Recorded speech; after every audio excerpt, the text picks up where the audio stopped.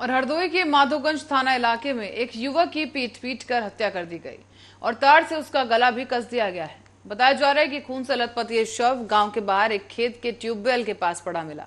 सूचना पाकर पुलिस अधीक्षक, फोरेंसिक टीम और पुलिस बल मौके पर पहुंचे हैं और एसपी ने बताया इस घटना के कारणों का फिलहाल पता नहीं चल सका है। पूरे मामले में टीमें गठित कर दी गई हैं और पड़ताल की जा रही है। जल्द ही घटना का खुलासा कर आरोपी को गिरफ्तार कर जेल भेजा जाएगा। जनपद के थाना माधोगंज में एक युवक अपने परिवार से अलग गांव के बाहर पंप सेट पर ही रहा करता था। लास्ट उसके घर वालों ने उसको रविवार के दिन देखा था। उनके द्वारा बताया गया, उसके बाद से देखा नहीं है। आज सुबह उसकी डेड बॉडी पंप सेट से करीब 200 मीटर की दूरी पर पगडंडी पर पाई गई है। गले में तार से कसने के निशान है और ऐसा प्रतीत होता है कि सर पर डंडे से वार किया गया है। पास में एक टूटा हुआ डंडा भी पड़ा हुआ है। अभी तक परिजनों द्वारा किसी को पर शंका नहीं जाहिर की गई है। पुलिस सभी पहलुओं पर और बरेली के इज्जत नगर थाना क्षेत्र में नगरीय परिषद में बीती रात को नगर निगम की टंकी का लेंटर डाला जा रहा था, लेकिन अचानक से ये पूरा लेंटर भरभरा कर नीचे गिर गया है। इस हादसे में 2 दर्जन से अधिक मजदूर घायल हो गए, जिनको ग्रामीणों की मदद से बाहर निकाला गया है, जिनको अस्पताल में भर्ती कराया गया। और जानकारी के मुताबिक रात को टंकी का लेंटर डालने का काम किया जा रहा था। इसी वक्त अचानक से यह हादसा हुआ और कई मजदूर गंभीर रूप से घायल हो गए। हादसा उस वक्त हुआ जब पर्याप्त मजदूर वहां नहीं थे और जो मजदूर थे ना उनकी देखरेख करने के लिए कोई व्यवस्था थी, ना ही उनका जो सुविधा है उसे ध्यान रखने के लिए कोई वहां था। लेकिन इस मौके पर नगरीय परिषद के जो ग्रामीण हैं उन्होंने मजदूरों को बाहर निकाला है और अपने निजी वाहनों में अस्पताल पहुंचाया गया। सूचना मिलते ही आला अधिकारी भी मौके पर पहुंचे और सर्चिंग ऑपरेशन चलाया गया।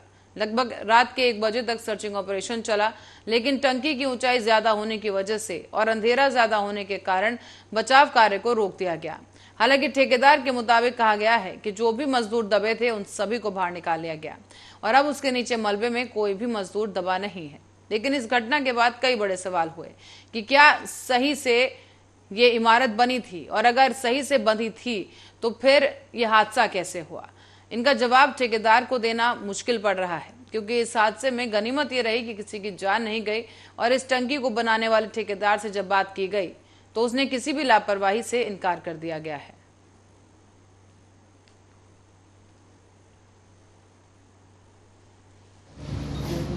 इज्जत नगर में नगरीय परिषद एरिया में सूचना मिली थी कि एक टंकी का टॉप कवर कोलैप्स हुआ है। तुरंत पुलिस और जो फायर की रेस्क्यू टीम है वो यहाँ पे पहुँची है। अभी जो ड्यूटी रजिस्टर से अवलोकन किया है उसमें से 8 मजदूर घायल हैं जो कि हॉस्पिटलाइज करे गए हैं। 2 मजदूर उनको कैरी करके वहाँ लेके गए हैं। बाकी पुलिस की टीम और एम्बुलेंस वगैरह दी गई है। उसके अलावा जो बाकी मजदूर हैं उनकी अटेंडेंस ली गई है। उसमें या तो घर पे मौजूद है या फिर यहाँ पे मौजूद हैं। इसके अलावा हम फिर भी फायर से एक बार चेक करवा ले रहे हैं कि ऊपर एहतियातन कोई मजदूर या कोई व्यक्ति तो नहीं रह गया है। उसके लिए फायर और अलीगढ़ में मुहर्रम को लेकर जगह जगह अखाड़ों के साथ जुलूस निकाला गया है। पुलिस प्रशासन शांति व्यवस्था के लिए मुस्तैदी के साथ खड़ी रही और चप्पे चप्पे पर पुलिस की कड़ी निगरानी देखी गई है। ताजियों का जुलूस निकाला गया निगरानी के बीच, और जुलूस में अकीकतमंदों ने जियारत कर अपनी अपनी मन्नत मांगी। जुलूस के दौरान काफी तादाद में अकीकतमंद लोग मौजूद रहे और इंतजामिया कमेटी ने शांति व्यवस्था में पुलिस का भरपूर सहयोग किया। शाम को ताजिया जुलूस करबला पहुंचा, जहां ताजिया को करबला में सुपुर्द खाक किया गया। बता दें आपको कि शिया समुदाय के लोगों ने भी दुलदुल और आलम के जुलूस को निकालकर यादें ताजा की हैं और हसन हुसैन को याद किया। मुहर्रम का जुलूस किस तरीके से निकला, क्या प्रशासन की व्यवस्था है? मुहर्रम का जुलूस जिस तरीके से हर साल निकलता है उसी तरह से आज भी तीनों जगह से, बैतुलसलात से, फूल चौराहे से, बावरी मंडी से और बाकी 200 के करीब मन्नती ताज़िए हैं। ये सब लगातार आ रहे हैं और वो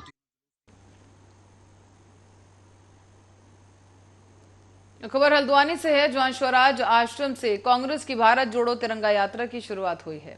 नेता प्रतिपक्ष यशपाल आर्य के नेतृत्व में स्वराज आश्रम से भारत जोड़ो तिरंगा यात्रा निकाली गई और इस दौरान स्वतंत्रता संग्राम सेनानी के परिजनों को भी सम्मानित किया गया है।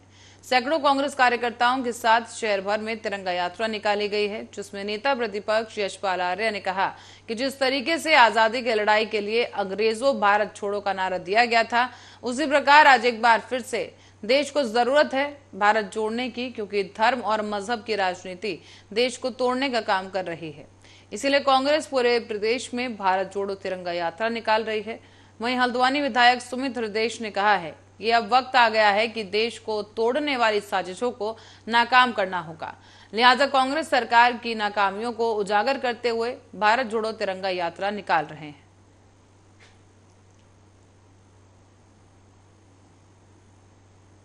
देखिए, आज कांग्रेस ने पूरे देश भर में भारत जोड़ो यात्रा की शुरुआत की है और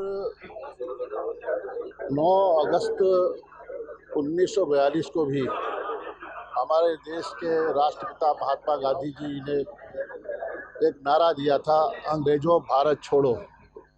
और आज कांग्रेस ने एक नई शुरुआत की है कि अंग्रेजों ऐतिहासिक स्थल से भी शुरू हो रही है स्वतंत्रता संग्राम सेनानी भवन, ये स्वराज आश्रम।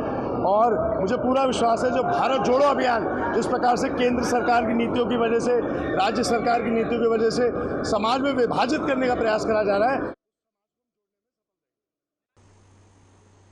और इसी खबर के साथ ही खबरों में फिलहाल के लिए इतना ही। आप बने रहे हमारे साथ, देखते रहे आर्या न्यूज।